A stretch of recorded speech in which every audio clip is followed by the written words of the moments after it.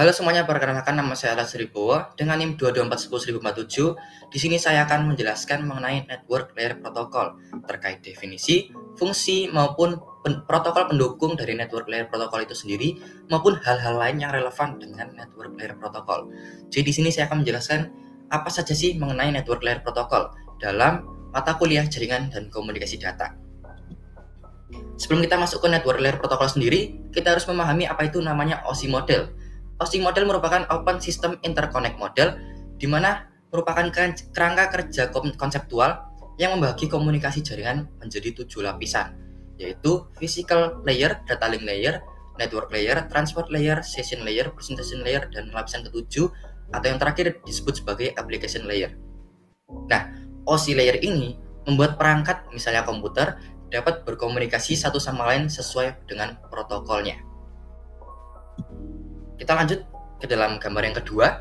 Di sini seperti di physical layer atau lapisan pertama, dia datanya sangat mentah, yaitu bits 0 atau 1. Di sini tertulis sebagai 100 10111. Nah, masuk ke layer kedua, yaitu data link layer, dia mengubah menjadi frame yang datanya lebih matang lagi, yaitu frame terdiri dari MAC header, IP header, TCP header, HTTP header, dan data itu sendiri yang akan dibagikan. Nah, kita masuk ke beberapa fungsi dari OSI model sendiri, yaitu yang physical, yang lapisan pertama, yaitu fungsinya mengirimkan data melalui media transmisi. Nah, sedangkan data link berfungsi untuk menambahkan MAC address pada paket, dan network layer menambahkan alamat jaringan pada paket atau IP address. Nah, physical ini menggunakan perangkat hub, NIC atau Network Interface Card, dan kabel. Data link menggunakan perangkat switch, dan network layer menggunakan perangkat router atau layer 3 switch. Nah, apa sih bedanya IP address sama MAC address? Nah, kalau IP address itu digunakan untuk mengidentifikasi koneksi perangkat di jaringan dan perangkat di jaringan komputer. Jadi dia terkait dengan networknya atau alamat dari networknya. Sedangkan MAC address adalah digunakan untuk mengidentifikasi alamat unik dari perangkat fisik tersebut. Jadi dia lebih ke hardware atau perangkat fisik tersebut alamatnya. Nah, setelah kita masuk ke 3 penjelasan tadi, jadi saya hanya menjelaskan OSI layer 3 saja, karena kalau 7 kelihatannya agak lama. Nah, kita langsung masuk ke network layer, di mana network layer ini merupakan lapisan ketiga tadi, yaitu bagian dari komunikasi online yang memungkinkan koneksi dan transfer paket data antara perangkat atau jaringan yang berbeda. Jadi pasti ada pengirim, yang namanya transfer data atau komunikasi, pasti ada pengirim dan penerima. Nah, lapisan jaringan atau yang disebut sebagai network layer atau juga disebut sebagai lapisan ketiga ini mengelola pengalamatan perangkat, melacak lokasi perangkat di jaringan, dan menentukan cara terbaik untuk mengirimkan data tersebut. Yang berarti bahwa lapisan jaringan harus mengirimkan data antar perangkat yang tidak terpasang secara lokal atau tidak terpasang jaringan yang sama. Jadi pasti jaringannya berbeda. Makanya dia sesuai dengan perangkat tadi, kebutuhan perangkat tadi. Di sini digambar ada 4 router yang berbeda, di mana masuk ke dalam packet network sendiri. Nah, network layer ini menggunakan perangkat yang namanya router. Router atau perangkat lapisan ketiga ini adalah perangkat yang bertanggung jawab dalam mengirimkan data tersebut dan menyediakan layanan peruteran dalam sebuah internetwork. Nah, lapisan network ini menyediakan jalur peruteran data untuk komunikasi jaringan. Nah, data ini ditransfer dari pengirim ke penerima ke perangkat penerima dalam bentuk paket melalui jalur jaringan logis dalam format tertentu yang dikendalikan oleh lapisan jaringan itu sendiri.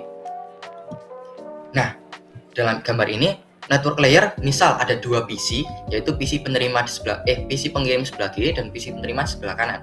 Di mana PC penerima atau komputer penerima memiliki IP 1.2.3.4, sedangkan PC penerima memiliki IP 4.3.2.1, di mana dia akan masuk ke dalam network 1 dan dimasukkan ke dalam network 2, dan paket ini akan isinya network 1 dan network 2 sehingga menghubungkan kedua IP address.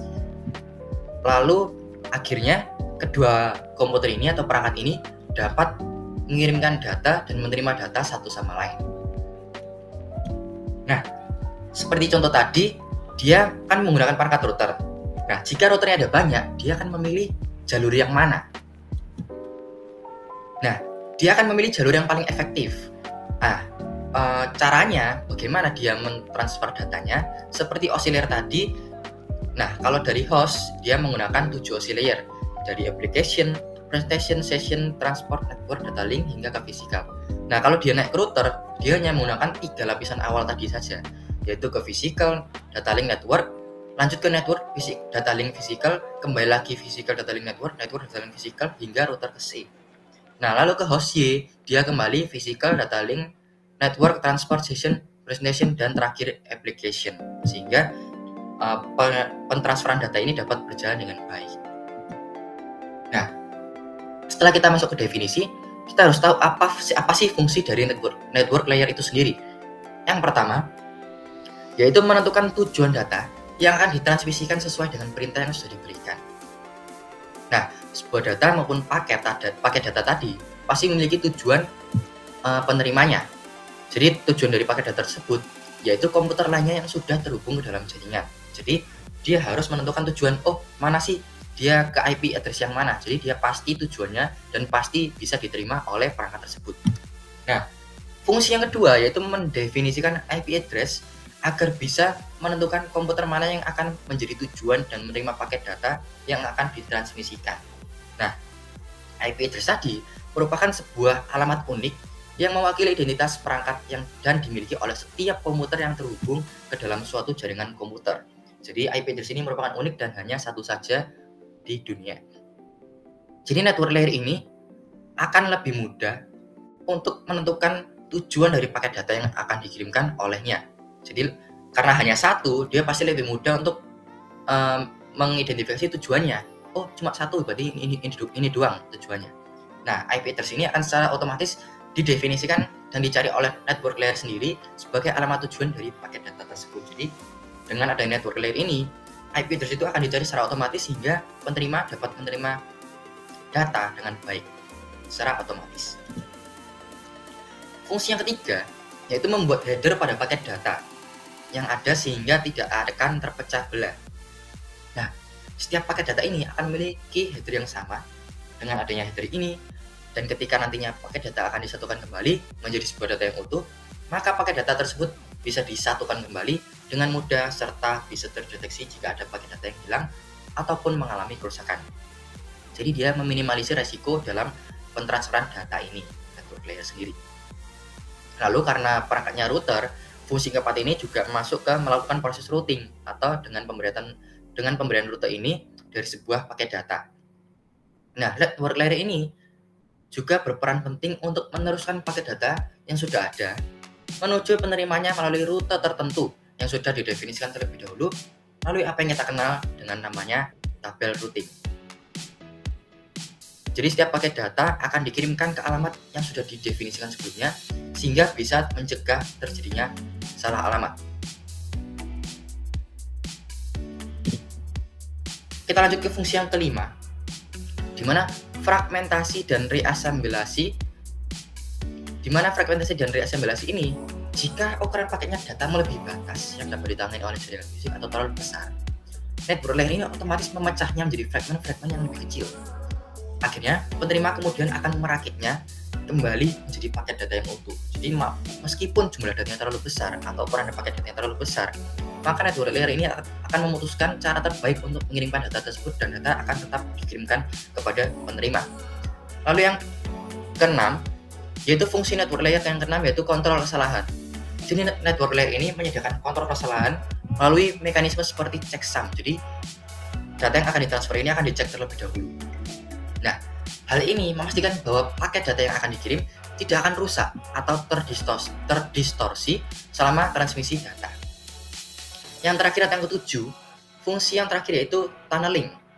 Network layer ini dapat digunakan untuk membuat jalur terowongan tunnel melalui jaringan publik yang memungkinkan pengiriman data yang aman antar lokasi. Jadi lebih karena dia sebagai sebuah terowongan, tidak ada yang mengganggu dia dan lebih privacy pengiriman datanya. Nah, kita lanjut ke protokol pendukung dari network layer protokol. Jadi ada 5 protokol pendukung. Yang pertama yaitu IP atau Internet Protocol. IP ini digunakan untuk mentransmisikan data dalam paket yang disebut dengan datagram. Yang kedua yaitu ARP atau Address Resolution Protocol, di mana ARP ini digunakan untuk mengetahui alamat IP berdasarkan alamat fisik dari sebuah komputer. Lalu yang ketiga yaitu RARP, yaitu Reverse Address Resolution Protocol, di mana RARP ini digunakan untuk mengetahui alamat fisik melalui IP komputer itu sendiri. Yang keempat yaitu ICMP atau Internet Control Message Protocol, di mana ICMP ini digunakan untuk mengirim notifikasi datagram yang memiliki masalah pada hostnya atau pas hostnya. Yang terakhir yaitu IGMP, yaitu Internet Group Management Protocol. IGMP ini digunakan untuk memberi fasilitas message yang simultan kepada grup penerima. Nah, kita masuk ke dalam IP. IP ini seperti yang pada penjelasan tadi, dia merujuk kepada datagram. Nah, paket pesan pada internet layer disebut juga sebagai datagram. IP datagram ini mengandung alamat IP sumber dan alamat IP tujuan, masing-masing sebesar 32 bit, seperti IP address. Nah, IP datagram ini bergerak melintasi network switching dari satu node router ke node berikutnya berdasarkan pemilihan jalur tertentu. Di sini ada sebuah gambar IP datagram format. Bisa dilihat. Lanjut kita ke IP desain kedua, yaitu atau IP Internet Protocol yang kedua. Peralatan memiliki maksimum transfer unit atau MTU, sehingga paket data yang dilewatkan pada setiap router akan dipotong-potong sesuai dengan ukuran MTU atau maksimum transfer unit. Nah, paket data yang terpotong-potong ini disebut sebagai fragment, atau yang tadi sebelum penjelasan, dia data yang terlalu besar, paket data yang terlalu besar akan dipecah-pecah menjadi fragment-fragment yang lebih kecil. Nah, karena adanya proses fragmentasi, maka pada sisi penerima dibutuhkan juga adanya proses reassembly. Jadi setelah dipecah, dia juga butuh untuk disatukan kembali. Nah, proses reassembly ini menggunakan field, yaitu identification, flag, dan fragmentation pada IP datagram. Nah, setelah IP kita lanjut ke ARP atau Address Resolution Protocol. Nah, protokol ini bertugaskan untuk menemukan hardware address atau MAC address, yaitu alamat fisik suatu komputer atau PC, suatu host dengan alamat IP tertentu. Nah, ketika suatu IP paket akan dikirim, maka paket tersebut akan diteruskan ke layer di bawahnya, yaitu data link, yang akan memberikan alamat hardware sesuai dengan alamat IP tersebut. Nah, setiap host ini menyimpan tabel ARP dalam cache. Tetapi jika hardware address ini tidak ada dalam cache ARP, maka ARP ini bertugas untuk mencarinya. Jadi tabel ARP terupdate setiap 15 sampai 20 mm. Nah, contoh tabel ARP yaitu ini, internet address-nya ada, physical address-nya ada, dan tipenya apa, static atau dinamik. Nah, masih dalam ARP, terminal dengan IP 10.1.1.1 atau sumber ingin mengirimkan pesan kepada terminal dengan IP 10.1.1.4 tujuan. Jadi dari kiri, yang laptop host paling kiri dikirimkan ke host yang paling kanan sebagai penerima. Nah, terminal sumber mengirim IRP request secara broadcast. Jadi dikirimkan request secara broadcast, tetapi hanya terminal tujuan yang dimaksud mengambil IRP request. Jadi hanya terminal tujuan saja yang bisa mengambil IRP request tersebut. Nah, terminal tujuan ini mengirimkan balik IRP reply, dia menjawab kembali beserta nomor MAC address-nya, sehingga dia dapat mengirimkan datanya. Nah, kita langsung lanjut ke RARP atau Reverse Address Resolution Protocol. Nah, protokol ini bertugas untuk menemukan IP address suatu host yang hanya tahu hardware address-nya saja. Misal disk/machine. Nah, host ini mengirimkan paket berikut berbentuk alamat MAC-nya secara broadcast untuk meminta alamat IP yang sesuai. Nah, RARP ini server akan menjawab paket tersebut dengan memberikan nomor IP. Jadi dia tanya, nomor IP berapa? Nah, ini nomor IP-mu. Nah, jadi dia butuh alamat IP address-nya. Contohnya bootp atau boot protocol dan dynamic host control protocol atau DHCP. Nah, kita langsung lanjut ke ICMP, di mana Internet Control Message Protocol. ICMP ini atau disebut sebagai RFC 792 digunakan oleh host router gateway untuk mengirimkan pesan-pesan kesalahan. Jadi tugas ICMP ini adalah mendukung sepenuhnya tugas-tugas protokol IP. Nah, ICMP ini tidak menggunakan nomor port seperti pada PET, TCP, maupun UDP. Nah, ICMP ini ada contoh gambarnya. ICMP ini dapat melintasi internetwork.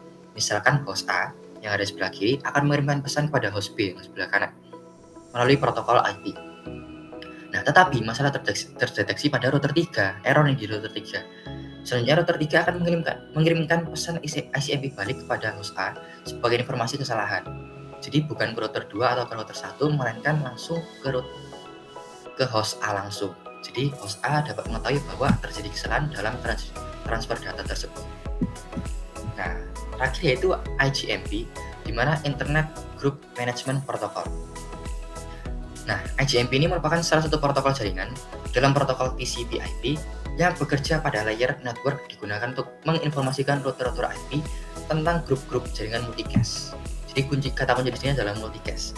Apabila sebuah router mengetahui bahwa terdapat beberapa host dalam jaringan terhubung secara lokal yang tergabung ke dalam grup multicast tertentu, router akan menyebarkan informasi dengan menggunakan protokol IGMP pada router lainnya dalam sebuah internet network, sehingga pesan multicast diteruskan ke router yang sesuai. Nah, IGMP ini kemudian digunakan untuk memelihara keanggotaan grup multicast di dalam subnet lokal untuk sebuah alamat IP multicast. Nah, sesuai dengan kata kunci tadi yaitu multicast addressing. Ini sudah ada contohnya multicast addressing, di mana multicast menggunakan alamat kelas D yang dapat diidentifikasi dengan 4 bit pertama. Bisa dilihat yang warna hijau yaitu 111 dan 0. Nah, multicast address ini memiliki range yang sangat besar, yaitu 224.0.0.0 sampai 239.255.255.255. Jadi range yang sangat besar sekali. Nah, pengalamatan ini menunjuk pada pengalamatan sebuah grup terminal. Jadi bukan sebuah terminal saja yang hanya satu, melainkan dia menunjuk pada pengalamatan sebuah grup, yaitu yang lebih dari satu. Nah, contoh pada gambar yaitu yang atas yaitu well-known multicast address, yang barisan kedua yaitu globally scope multicast address, dan yang terakhir yaitu locally scope multicast address.